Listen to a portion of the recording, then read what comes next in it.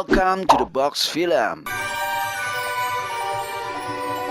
Halo kawan-kawan, terima kasih buat kalian yang selalu pantengin Box Review Film. Oke, kali ini Mimin akan menceritakan alur film yang berjudul Blood Diamond yang dirilis tahun 2006. Di antaranya dibintangi oleh Leonardo DiCaprio berperan sebagai Danny Archer dengan latar belakang konflik di sebuah penambangan berlian ilegal di Sierra Leone, Afrika pada tahun 1999. Di dalam film ini menceritakan tentang berlian darah atau Blood Diamond di tambang zona perang saudara yang dimana hasil tambang berlian tersebut diselundupkan sebagai alat untuk mendanai perang ditukar dengan senjata.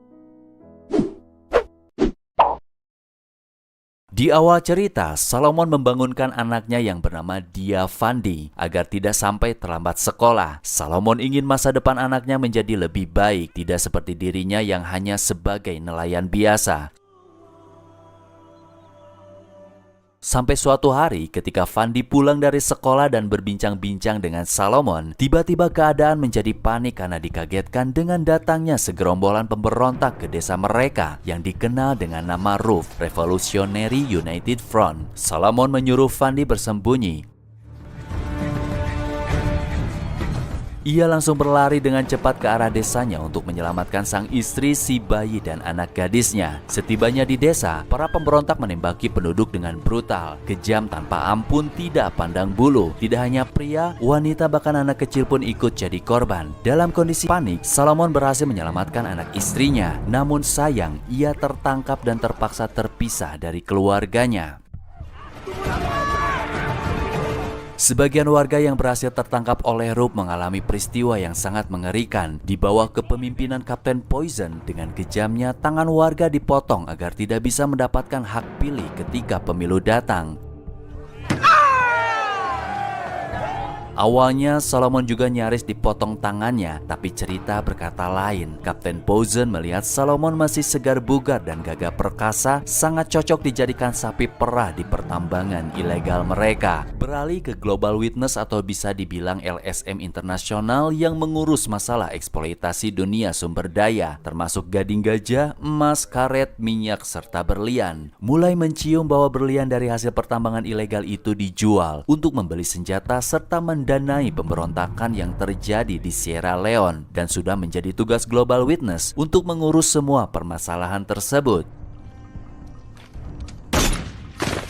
Scene selanjutnya menceritakan tentang Danny yang datang mengunjungi para pemberontak untuk melakukan perdagangan senjata yang ditukar berlian. Nah, disinilah peran Danny sebagai pemasok senjata bagi pemberontak. Danny bekerja sama dengan seorang aparat bernama Kolonel Kodzi selaku bandar senjatanya. Dengan sambutan yang tidak begitu ramah dari para pemberontak, akhirnya Danny mendapatkan berlian tersebut untuk diselundupkan. Tapi ketika Danny hendak menyelundupkan berliannya, bahkan dengan mengklaim bahwa dia dari Discovery Channel, tetap saja gagal meskipun dengan teknik disembunyikan di balik kulit domba. Ditangkaplah oleh tentara keamanan setempat dan mendekam di penjara.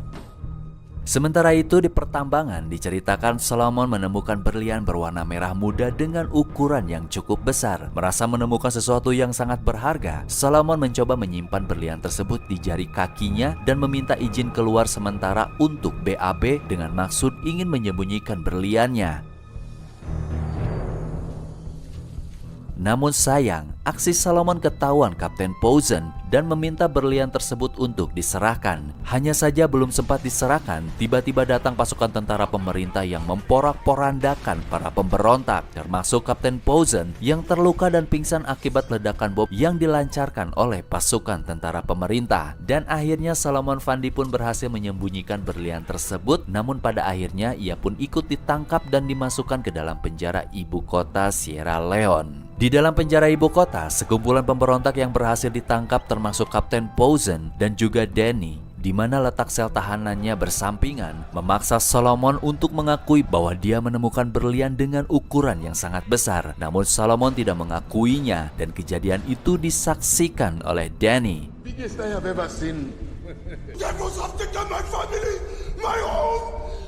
Suatu hari ketika Danny bebas dari penjara ibu kota, dia bercerita kepada temannya tentang keberadaan berlian merah muda dengan ukuran yang sangat besar, dan temannya disuruh menebus Salomon keluar dari penjara dengan maksud ingin mendapatkan berlian tersebut dan menjualnya ke penawar tertinggi, salah satunya Van Dijk, sebuah perusahaan berlian terbesar di London. Scene beralih ke seorang pria misterius yang memperhatikan Danny dari jauh, bahkan sampai mendobrak pintu, menggeledah dan merusak tempat Danny tinggal. Dia adalah Cordell, masih antek-anteknya Kolonel Coetzee, si pemilik senjata api yang ditukar dengan berlian dari para pemberontak. Orang tersebut sepertinya curiga bahwa Danny masih memiliki berlian sisa yang gagal diselundupkan. Dan benar saja, dia masih memiliki satu berlian yang disimpan di dalam gigi palsunya dan berhasil menjualnya.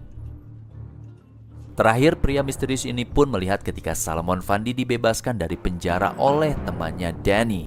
Berlatar belakang pantai di mana Danny datang menemui temannya. Disitulah ia bertemu dengan Maddie Bowen, seorang jurnalis asal Amerika, di mana dia sedang ditugaskan di Afrika untuk menguak kasus penyelundupan berlian. Di scene ini terlihat juga bahwa Maddie Bowen meminta bekerja sama dengan Danny untuk menyelesaikan pekerjaannya sebagai jurnalis. Namun Danny menolak. Salomon berjalan menuju tempat pengungsian, namun di sana ia tidak menemukan daftar keluarganya, dan ternyata sang istri bersama anak-anaknya sedang bersembunyi di dekat pantai. Para pemberontak kembali menyerang mereka dan kali ini berhasil menangkap Van Dijk dibawa ke camp yang nantinya akan mereka jadikan sebagai prajurit berdarah dingin. Untungnya istri Salomon beserta warga lainnya dibiarkan hidup. Sementara itu Danny terbang ke Cape Town, Afrika Selatan untuk menemui atasan tertingginya yaitu Kolonel Coetzee. Selama pertemuan itu terjadi obrolan yang cukup menegangkan dan akhirnya Kolonel Coetzee memberitahukan Danny bahwa dia menginginkan berlian merah muda itu sebagai pengganti dari gagalnya berlian yang terakhir diselundupkan, dan dengan terpaksa Danny pun menyetujuinya. Kali ini Danny mulai lakukan misi menemui Salomon tanpa basa-basi, langsung membicarakan perkara berlian merah muda besar. Namun Salomon mengelak dan meninggalkan Danny karena sudah terlambat masuk kerja. Di sisi lain, anak-anak yang diculik oleh pemberontak, mereka dilatih agar menjadi prajurit berdarah dingin. Diajarkan membunuh menggunakan senjata api, mencekoki mereka dengan miras dan ganja, hingga mendoktrin bahwa mereka adalah pahlawan yang akan menyelamatkan negeri.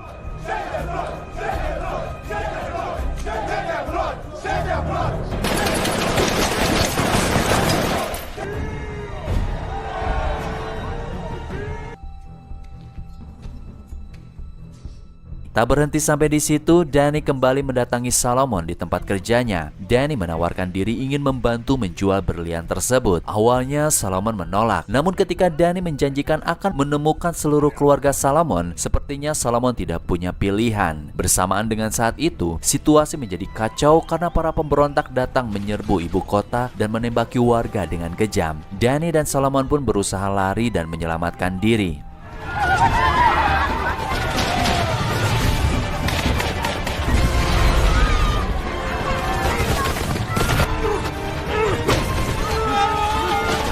Dalam insiden ini, pertahanan militer pemerintah pun ikut andil dalam pengamanan. Hanya saja kalah dan menyerah dari para pemberontak dan turut dibantai. Alhasil, para pemberontak mampu menaklukkan ibu kota. It's okay.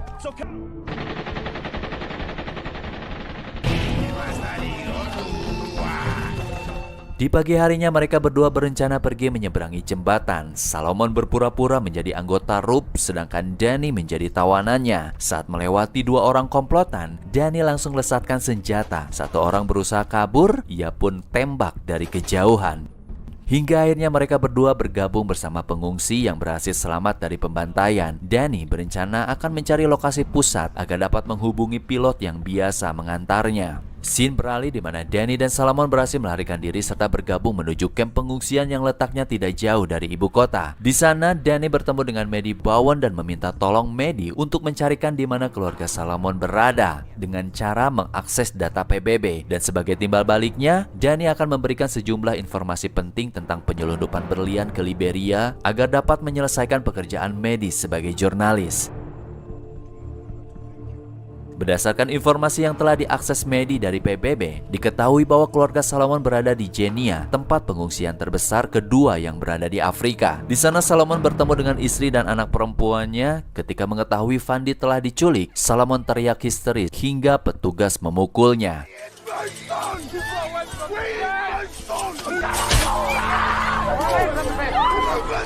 Karena perang saudara masih bergejolak, maka keluarga Salomon Fandi belum diizinkan keluar dari kamp pengungsian dan akhirnya Salomon, Danny, dan Medi pun pergi. Di dalam pesawat, Salomon memberikan